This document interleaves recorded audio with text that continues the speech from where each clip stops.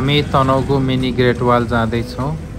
डुम्रे हुँदै अगाडि गएपछि बन्दीपुरको गेट आइपुग्छौँ र यसको 20-30 मिनेटमा बन्दीपुर बजार आइपुग्छौँ। बन्दीपुर आइपुगेपछि हामी त्यसको बायाँ साइड चाहिँ यो टुँडीखेल जाने बाटो हो भने यसको अलिकति अगाडि गएपछि यो दायाँ साइडतिर जाने बाटो चाहिँ मिनी ग्रेट वाल जाने बाटो हो। हामी बिस्तारै मिनी ग्रेट वाल तर्फ बढ्दैछौँ।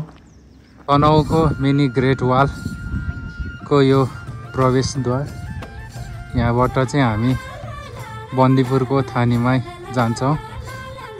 बन्दीपुरको थानीमाईको प्रवेशद्वार, यहाँबाट मिनी ग्रेट वाल सुरु हुन्छ। यहाँ मिनी ग्रेट वाल थानीमाई घुम्नको लागि मानिसहरू बिदाको दिन धेरै नै आउने गर्नुहुन्छ। यहाँ ती दृश्यहरू निकै राम्रो देखिन्छ।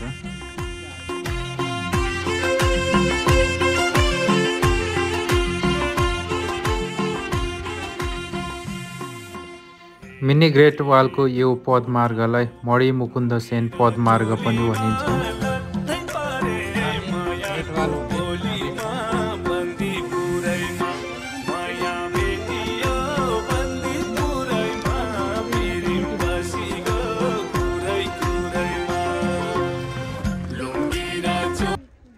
मिनी ग्रेट वालबाट देखिने 360 भ्यू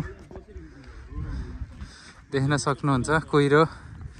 कुहिरोमाथि आकाश, डाँडा, निकै नै मनमोहक दृश्य देखिएको छ। यो 360 भ्यू ग्रेट वाल चाइना होइन, मिनी ग्रेट वाल नेपालको।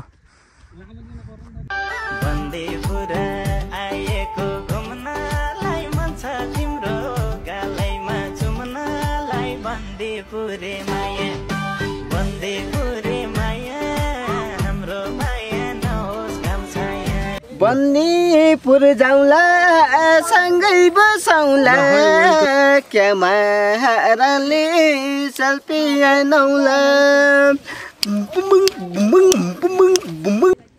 हेलो, नमस्ते। नमस्ते, तपाईं सन्चै छ? सन्चै छु, हजुरहरू? How was feeling? I was feeling. Yeah. Peaky Peak. Peaky Peak was very राम्रो छ। Yeah. You really enjoy this place? Oh yes. Yeah. Yes, the mountains are. Yeah, there is very adventure. Namaste. Thank you. हामी तनहुको mini great वालमा घुम्दै रमाउँदै photo video खिच्दै अब भने बन्दीपुरको थानी मन्दिरमा पुग्छौँ। बन्दीपुरको थानीलाई भानुसाथ बसन्तपुरमा रहेको थानी माईको बहिनी बसन्तपुरकोलाई ठुली थानी र यसलाई सानी थानीमाई भनिन्छ। बन्दीपुरको थानी टपमा भएको हुनाले यहाँबाट हामीले बन्दीपुरको बजारको भ्यू तथा विभिन्न हिमालहरूको भ्यू प्रष्टसँग देखिन्छ र यहाँ धेरै नै मानिसहरू नाच्न, गाउन तथा घुम्न आउने गर्नुहुन्छ यस ठाउँमा।